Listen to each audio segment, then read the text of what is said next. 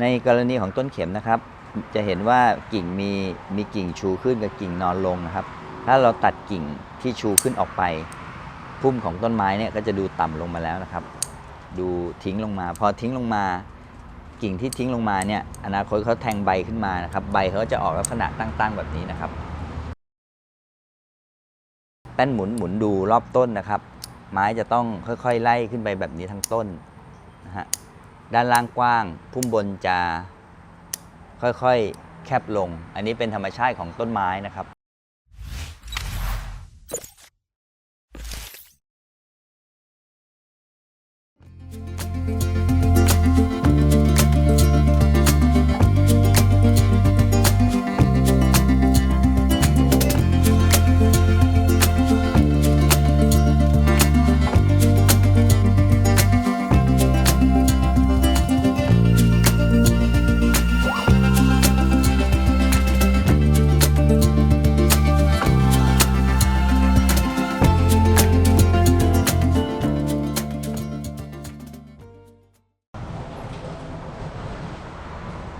สวัสดีครับพบกับบอนไซสเตชันวันนี้อยู่ในสถานีเวิร์กช็อปสเตชันต้นตัวอย่างในวันนี้เป็นต้นเข็มนะครับที่คุณลูกค้าส่งมาให้ผมทำการตัดแต่งแล้วก็เปลี่ยนดินนะครับเดิมเนี่ยเป็นไม้ที่ซอยไว้เป็นพุ่มที่ทึบนะครับแล้วก็ทางลูกค้าเนี่ยอยากให้มาแบ่งชั้นให้เห็นช่องไฟที่ชัดเจนขึ้นนะครับในการซอยต้นเข็มนั้นก็ต้องมีวิธีการทำเหมือนกันนะครับซึ่งการซอยไม้แต่ละชนิดเนี่ยวิธีการจะแตกต่างกันไปนะครับส่วนขั้นตอนจะเป็นอย่างไรติดตามมาครับเบื้องต้นที่เราจะซอยนะครับไม่ว่าจะเป็นต้นเข็มหรือบอนไซชนิดใดก็แล้วแต่นะครับอย่างแรกเราต้องมาดูกิ่งของเขาก่อนนะครับว่าเขาทำกิ่งอยู่อย่างไรนะฮะต้นนี้เขาก็จะวางกิ่งเอาไว้แล้วเป็นพุ่มที่มีกิ่งชัดเจนอยู่แล้วนะครับการทำซอยพุ่มก็คือซอยให้เห็นชั้นนะฮะเห็นชั้นแต่ละชั้นที่ชัดเจนขึ้นคราวนี้กิ่งของเขาเนี่ยตอนนี้มันเหมือนซอยคุมไปทั้งหมดมันจะเป็นการรวบพุ่มนะฮะเหมือนเราเรียกว่ารวบพุ่มก็จะมองไม่เห็นกิ่งที่เป็นชั้นนักนะครับคราวนี้เมื่อเราเห็นกิ่งของเขานะครับชุดนี้นะครับชุดนี้จะเป็นกิ่งชุดเดียวกันนะฮะผมก็จะซอยไปเลยแยกกิ่งให้พุ่มชัดเจนขึ้นนะครับขั้นตอนการทำเนี่ยนะครับสำหรับต้นเข็มเนี่ยเข็มเป็นไม้ที่ใบเขาจะตั้งขึ้นนะครับใบของต้นเข็มตั้งขึ้นเพราะฉะนั้นการซอยเนี่ยเว้นช่องให้ห่างนิดนึงเพราะถ้าช่องไฟอยู่ใกล้กันเกินไปนะครับก็จะทำให้มองเห็นพุ่มไม่ชัดเจนนะฮะก็เมื่อใบแตกขึ้นมาก็แน่นอีกนะฮะต้นนี้จะต้องทำการเปลี่ยนดินด้วยนะครับผมก็เลยต้องกระชับกิ่งเข้าไปให้ค่อนข้างสั้นเลยนะฮะการตัดพุ่มของต้นไม้ไม่ว่าจะเป็นไม้ชนิดใดก็แล้วแต่นะครับพุ่มของเขาเนี่ยจะต้องเป็นคล้ายๆหลังเต่านะครับกิ่งออกมาจะเป็นคล้ายๆหลังเต่าด้านล่างเนี่ยจะต้องเรียบนะฮะเราก็จะเห็นพุ่มที่ชัดเจนขึ้นนะครับถ้าเราตัดด้านล่างให้มันตรงหรือเรียบนะครับเราก็จะทำการไล่ไปเรื่อยๆตั้งแต่พุ่มล่างไปถึงพุ่มบนการซอยเราก็จะซอยจากด้านล่างขึ้นบนเหมือนกันนะครับเมื่อเราซอยทั้งหมดไปแล้วนะครับอีกสักประมาณ2 สัปดาห์นะครับหรือสักประมาณไม่เกิน20 วันนะฮะต้นพวกนี้ก็จะแทงใบใหม่ออกมาให้เรานะครับในกรณีของต้นเข็มนะครับจะเห็นว่ากิ่งมีกิ่งชูขึ้นกับกิ่งนอนลงนะครับถ้าเราตัดกิ่งที่ชูขึ้นออกไปพุ่มของต้นไม้เนี่ยก็จะดูต่ำลงมาแล้วนะครับดูทิ้งลงมาพอทิ้งลงมากิ่งที่ทิ้งลงมาเนี่ยอนาคตเขาแทงใบขึ้นมานะครับใบเขาจะออกลักษณะตั้งๆแบบนี้นะครับเพราะฉะนั้นถ้าใบตั้งอยู่แล้วเราไปตัดตรงที่ขึ้นมาแบบนี้นะฮะจะทำให้ใบเนี่ยชูขึ้นมาอีกอนาคตก็จะไม่เห็นชั้นอีกนะครับเพราะฉะนั้นเราต้องเก็บให้กิ่งมันนอนลงครับก็จะเห็นกิ่งนอนเมื่อเขาแตกมานะครับเขาก็ใบเขาจะชูขึ้นนะครับช่องว่างก็จะ มีมากขึ้นนะครับเมื่อเราตัดไปแล้ว ในกรณีที่กิ่งยังสูงอยู่เราอาจจะเข้าลวดช่วยได้นะครับนี่นะฮะกิ่งแบบนี้กิ่งชุดใหม่เขาก็จะนอนลงนะครับอันนี้เป็นวิธีการซอยต้นเข็มนะครับซึ่งใช้กับไม้ชนิดอื่นก็ได้นะครับซึ่งเข็มเนี่ยใบเขาจะใหญ่นะฮะอย่างที่บอกนะครับใบเขาจะใหญ่ก็เลยต้องเว้นช่องว่างให้เยอะนิดนึงนะครับ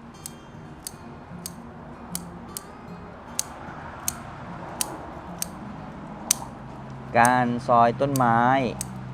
เป็นการเปิดช่องว่างให้แสงแดดเข้านะครับพอแสงแดดเข้าถึงไม้จะไม่ทิ้งกิ่งนะฮะอันนี้เป็นหลักการทั่วๆไปเลยของการซอยต้นไม้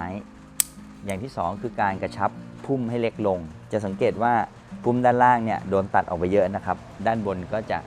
ดูกว้างเดี๋ยวเราก็จะกระชับทั้งต้นเลยนะครับจะเห็นว่าพุ่มนี้เริ่มเป็นพุ่มที่ชัดเจนขึ้นนะครับด้านบนนี้เรายังไม่ได้ซอยนะฮะเดี๋ยวพอซอยแล้วจะเห็นชัดเจนขึ้นนะครับพอเราเสร็จด้านกิ่งที่อยู่ด้านล่างกิ่งชุดต่อไปที่สูงขึ้นนะครับก็เป็นกิ่งชุดนี้กิ่งชุดนี้ดูง่ายๆก็คือพุ่มของเขาจะอยู่ชุดหนึ่งนะครับตอนนี้ในตัวชุดของเขาเนี่ยจะเห็นว่ากิ่งพวกนี้ชูขึ้นมาไปซ้อนกับกิ่งด้านบนนะครับซึ่ง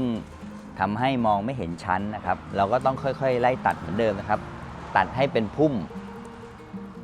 คล้ายๆหลังเต่านะครับ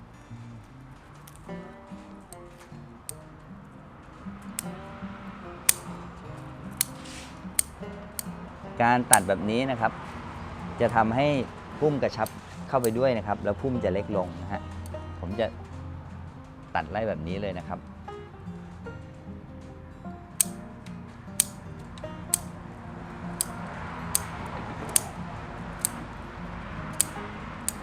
สำหรับท่านที่เริ่มซอยไม้ใหม่ๆบางครั้งอาจจะรู้สึกเสียดายนะครับว่าทำไมเราตัดออกไปเยอะนะครับก็จำเป็นต้องตัดนะครับไม่งั้นเราจะไม่เห็นชั้นที่ชัดเจนนะครับถ้าเราไม่ตัดออกไปแบบนี้นะครับเราจะเห็นพุ่มเป็นไม้พุ่มเดียวกันนะฮะโดยไม่มีชั้นเลยนะครับซึ่งการตัดแบบนี้ไม่ต้องกลัวนะครับช่วงตัดใหม่ๆอาจจะดูโล่งตาไปบ้างนะครับแต่ว่าไม่นานนะครับไม่นานเขาก็จะแตกใบให้นะครับแล้วเมื่อแตกใบสำหรับเข็มเนี่ยต้องใช้เวลาเป็นเดือนนะครับกว่าจะแตกออกมาแล้วเต็มนะฮะก็แตกช้านะฮะแต่ว่าพอแตกมาแล้วก็จะสวยงามเลยนะฮะแล้วก็ยิ่งเราซอยสั้นไปเมื่อเขาติดดอกมาเราก็จะเห็นดอกตรงปลายนะครับ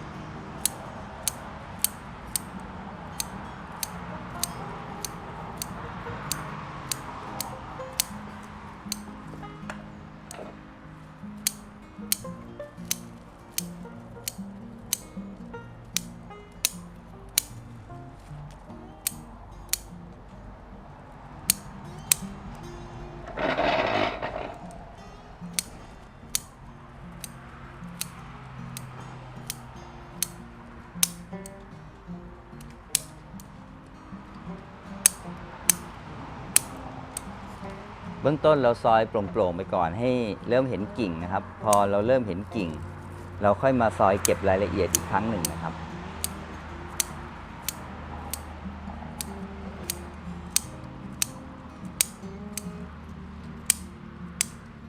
ก็จะเห็นพุ่มนี้ชัดเจนขึ้นแล้วก็จะเห็นพุ่มบนแล้วนะครับตอนนี้พุ่มจะโดนแยกออกมาเริ่มเห็นเป็นชั้นแล้วนะครับ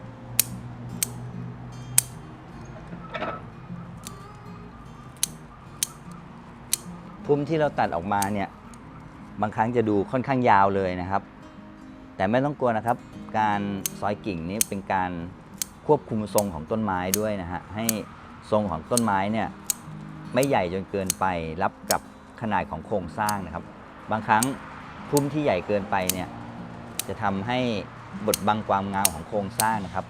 โครงสร้างต้นอาจจะไม่ใหญ่มากแต่พุ่มใหญ่เกินไปนี่นะครับก็เป็นการควบคุมทรงนะฮะ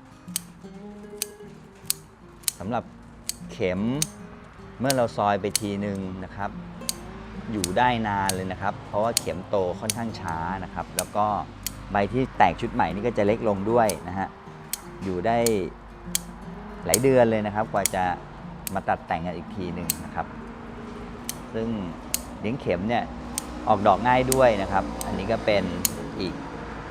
คุณสมบัติที่ดีของเข็มนะครับว่าเลี้ยงไปแล้วให้ดอกด้วยนะครับ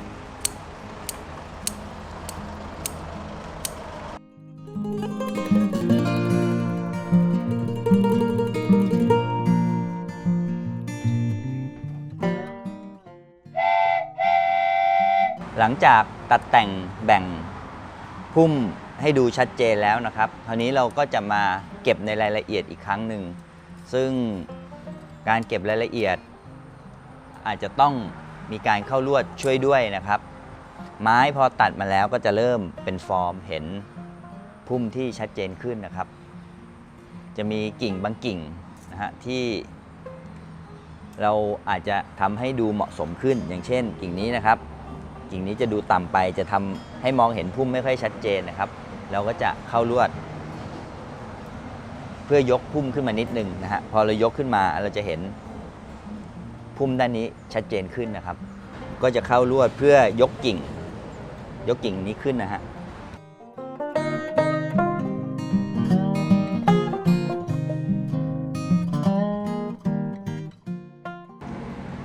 จะเห็นว่าเดิมกิ่งเขาจะอยู่ต่ำไปหน่อยนะครับพอเรายกกิ่งขึ้นนะครับ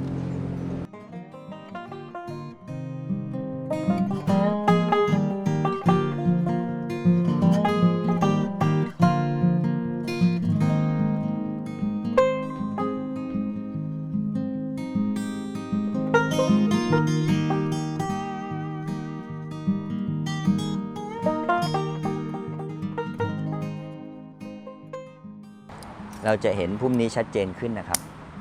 ช่องว่างจะถูกเปิดมากขึ้นนะฮะในกรณีนี้นะครับพุ่มนี้นะฮะพุ่มเขาจะชนกันเกินไปนะครับแล้วก็มีกิ่งบนซ้อนอยู่เราต้องการให้เห็นพุ่มชัดเจนขึ้นเราก็จะเก็บกิ่งบนออกพอเราเก็บกิ่งบนออกเราจะเห็นพุ่มนี้แบ่งเป็นชั้นที่ชัดขึ้นนะครับการตัดพุ่มนะครับเราจะต้องตัดพุ่มให้จากด้านล่างเนี่ยกว้างด้านบนจะค่อยๆแคบลงนะครับแล้วพอมีช่องว่างของกิ่งนะครับจะทำให้แสงเนี่ยเข้าไปได้มากขึ้นนะฮะจะทำให้ไม้ไม่ทิ้งกิ่งแล้วก็แตกรายละเอียดในทุกกิ่งครับพุ่มไม้เราก็จะต้องไล่ไปทั้งรอบต้นเลยนะครับ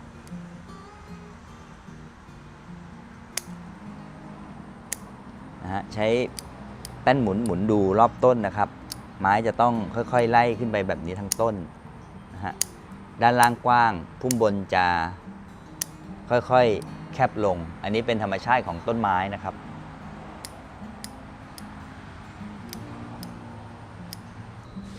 กิ่งนี้เช่นกันนะครับพุ่มออกมาทำให้บังด้านล่างด้วยถ้าเราเอาออกไปนะครับจะเห็นชั้นที่ชัดขึ้นนะครับเข้าลวดช่วยสักหน่อยนะฮะยกกิ่งขึ้นต้นนี้เป็นต้นที่มีทรงสวดทรงดีอยู่แล้วนะครับแล้วก็เราแค่มาปรับปรุงเล็กน้อยนะครับเปิดช่องให้กว้างขึ้นทำกิ่งให้ชัดเจนขึ้นนะครับการทำต้นไม้นะครับในส่วนตัวของผมชอบความชัดเจนในที่นี้หมายความว่ากิ่งชัดเจนคือมีรายละเอียดกิ่งที่ดีนะครับแล้วมองเห็นได้จากช่วงที่มีใบนะครับเราจะเห็นโคนกิ่งนะครับเห็นพุ่มใบชัดหมายความว่าพุ่มใบระหว่างชั้นระหว่างต้นไม้นะฮะจะต้องมีช่องว่างจะต้องมีจังหวะที่ว่างนะครับพอเราเข้าลวดแล้วเรายกกิ่งขึ้นจะเห็นว่าช่องว่างเพิ่มมากขึ้นนะฮะกิ่งเขาก็จะดูสบายตาขึ้นนะครับพอไม้เริ่มแตกใบขึ้นมานะครับใบของเข็มอย่างที่ รียนให้ทราบนะครับว่าใบของเขาจะค่อนข้างตั้งเพราะฉะนั้นช่องว่างเราต้องมีอยู่พอใบเขาตั้งมาปุ๊บเราก็ยังจะเห็นช่องว่างของพวกนี้อยู่นะครับเห็นช่องว่างระหว่างกิ่งนะฮะซึ่งอันเนี้ยทำให้ไม้ดูมีจังหวะนะครับหรือบางครั้งเราจะเรียกว่ามีช่องไฟนะฮะเว้นช่องไฟทำพุ่มไม่ทึบนะฮะแล้วจะดูโปร่งตาขึ้นนะครับช่วงใหม่ๆนะครับอาจจะดูค่อนข้างที่จะโล่งๆตาไปบ้างแต่เราก็จะเห็นรายละเอียดของต้นไม้เนี่ยชัดเจนขึ้นนะครับอันนี้ก็เป็นการตัดแต่งต้นเข็มนะฮะโดยยึดหลักว่าเดิมเนี่ยมาเป็นพุ่มใหญ่นะครับเราก็จะค่อยๆไล่ทีละกิ่งนะครับไล่แบ่งกิ่งทีละกิ่งทีละกิ่งให้ชัดพอเริ่มแบ่งกิ่งชัดเจนแล้วเราก็อาจจะเข้าลวดช่วยด้วยในบางกิ่งนะครับให้เพื่อยกช่องว่างให้เห็นชั้นชัดเจนขึ้นนะครับอันนี้ก็เป็นขั้นตอนการทำต้นเข็มนะครับซึ่งหลักการนี้ผมก็ใช้ในการทำต้นไม้ทุกต้นนะครับเมื่อเราตัดแต่งแล้วนะครับก็หมุนดูอีกครั้งหนึ่งนะครับว่าพุ่มได้ไหมนะฮะซึ่งการทำต้นไม้หรือการซอยต้นไม้เนี่ยจะต้องมองรอบต้นในทุกทิศทางนะครับจึงจำเป็นต้องมีแป้นหมุนนะฮะเพื่อสะดวกในการทำนะครับแล้วก็จะได้ไม่ต้องยกหมุนไปหมุนมานะฮะเมื่อมีแป้นหมุนเนี่ยเราจะมองหมุนเห็นภาพเนี่ยได้รอบต้นรอบทิศทางนะครับหลังจากนั้นค่อยๆเก็บรายละเอียดไปนะครับเมื่อลิดใบเที่ยวนี้แล้วนะครับก็จะทำการเปลี่ยนดินด้วยนะครับก็เป็นอันเสร็จขั้นตอนของการทำต้นเข็มนะฮะแล้วเราจะเห็นสิ่งที่เปลี่ยนแปลงไปก็คือความโปร่งของกิ่งชั้นของกิ่งที่ชัดเจนขึ้นครับท้ายคลิปครับบุญคุณต้องทดแทนบุญคุณในที่นี้หมายถึงบุญคุณของพ่อแม่ที่เลี้ยงดูเรามานะครับเราจำเป็นต้องรำลึกถึงบุญคุณของท่านแล้วก็ตอบแทนบุญคุณของท่านด้วยการช่วยเหลือต่างๆเท่าที่เราจะทำได้และมีโอกาสส่วนความแค้นต้องให้อภัยการที่เราแค้นต่อกันไปต่อกันมาตาต่อตาฟันต่อฟันมันจะทำให้เรื่องอันนั้นบานปลายไปเรื่อยๆและไม่มีวันจบแต่ถ้าเราเป็นฝ่ายที่ให้อภัยและจบในเรื่องนั้นซะเรื่องนั้นมันก็จะจบสิ้นไปแล้วความเดือดร้อนต่างๆก็จะไม่ตามมาบางครั้งการที่เราแก้แค้นมันจะนำมาซึ่งความโกรธทำให้เรื่องบานปลายใหญ่โตไปเรื่อยๆนะครับลองทำใจให้อภัยสักครั้งหนึ่งแล้วสิ่งต่างๆมันจะจบสิ้นลงเราสบายใจขึ้นด้วยครับบุญคุณต้องทดแทนความแค้นต้องให้อภัยครับสวัสดีครับทุกท่านสามารถสนับสนุนช่องของเราโดยสมัครสมาชิกเริ่มต้นเพียงเดือนละ35 บาทท่านจะได้สมัครสมาชิก Freshie Member สิ่งที่ท่านจะได้รับคือป้ายชื่อผู้สนับสนุนช่อง Bonsai Station